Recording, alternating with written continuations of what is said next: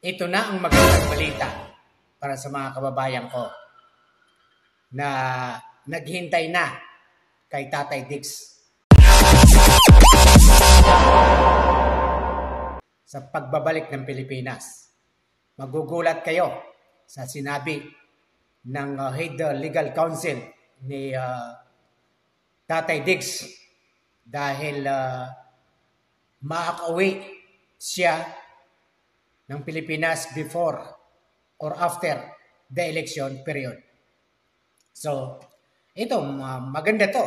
Nicholas Kaufman, siya po ang legal head counsel ni Tatay Diggs. So, pakinggan natin mga kaibigan ang sinabi niya. Well, I can say that there are many supporters who I'm sure would gladly give out of their own pockets to ensure that the former president will return to the Philippines as soon as possible.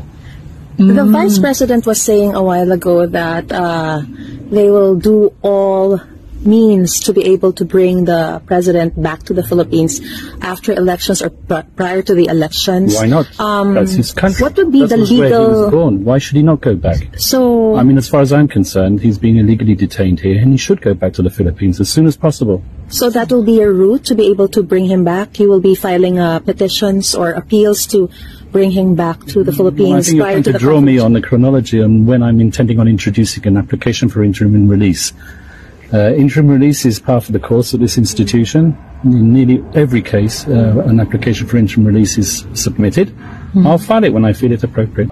Sana nga, dahil ang sabi niya ay as far as I'm concerned, Duterte is being illegally detained. So, illegally nga ang pagka-aresto niya. Hopefully, makauwi na siya. Makakamit din po ang katarungan at katotohanan kung ano ba talaga ang katotohanan sa likod ng pangyayari sa kanya. God bless Philippines.